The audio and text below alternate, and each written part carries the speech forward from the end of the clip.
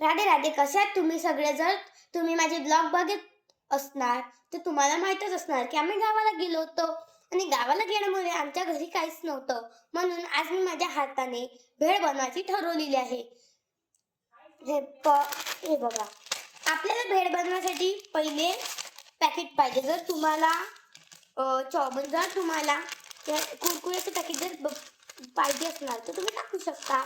आणि याला आपल्याला डायरेक्टली टाकायचे नाही आहेत. आपल्याला पहिले याचा असा चुरा करायचा आहे, छोटे छोटे पीस करायचे आहेत आणि मग टाकायचे आहे. बघा तुम्ही इथे बघा तुम्ही असे टाकू शकता. बघा हे बघा इथे आमच्या जवळ आहे मुरमुरे आहेत, आपल्याला हे पण टाकायचे आहेत. आणि जर तुम्हाला तिखट बनवायची असणार छान तर तुम्हाला हे जे तिखट मुरमुरे असतात ते पण हवे, कारण की याच्यामुळे भेळ तिखट बनते.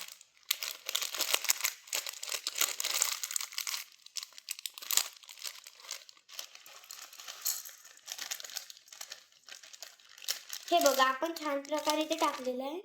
आता जर तुम्हाला कांदा पाहिजे असणार तर तुम्ही टाकू शकता. मला आवडते म्हणून मी टाकत आहे.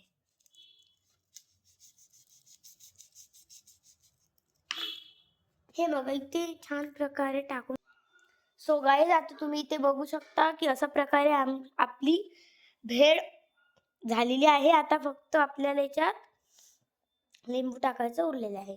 हे बघा जर तुम्ही बघू शकता, जर मी काही बनवायला घेतलं आणि असं हे नाही आहे की जर मी घेतलं आणि गॅस वटा खराब नाही होत. हे बघा किती खराब झालेलं आहे. मी पॅकेट वगैरे सगळे याच्यावर टाकले.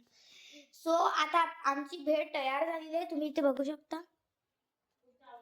आता आम्ही जर तुम्हाला इथे जर तुम्हाला कांदा नाही तर टमाटर जर आवडत असेल तरच तुम्ही टाकू शकता, की असंच नाही की तुम्ही टाकू शकत नाही.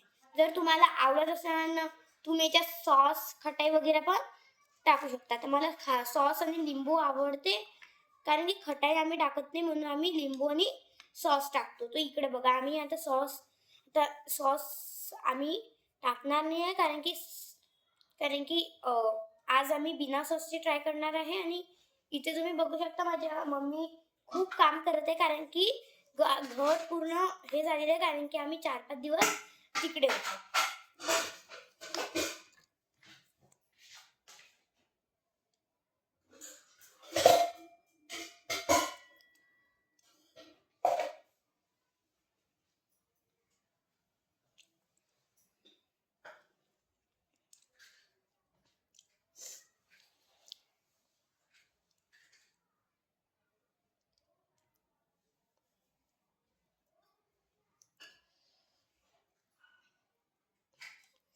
सो आता आमची भेळ तयार झालेली आहे. आता आम्ही आता मिक्स करणार.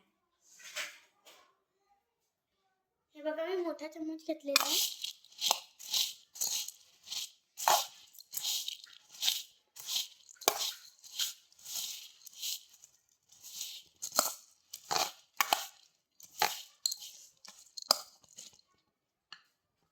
हे बघा इथे खूप दिवस झाले होते आम्ही देवघर धुतलंही नव्हतं आणि इथे दिवा पण बंद होता. तर आता माझी मम्मी छान प्रकारे दिवा लावलेला. हे बघा आम्ही पूजा पण करून घेतलेली आहे. हे बघा अशा प्रकारे आमची भेट झालेली आहे. आता मी फर्स्ट माझ्या मम्मीला देणार आणि बघूया माझी मम्मी काय बोलते.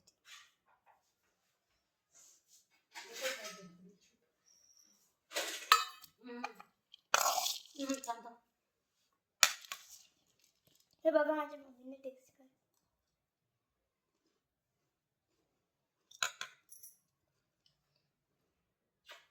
तर माझी मम्मी म्हणत आहे की खूप छान झाली. जर तुम्हाला ही रेसिपी बघायची असणार तर तुम्ही माझा व्हिडिओ बघू शकता आणि याच्यात रेसिपी पण भेटते, तर ते पण तुम्ही घेऊ शकता. बाय.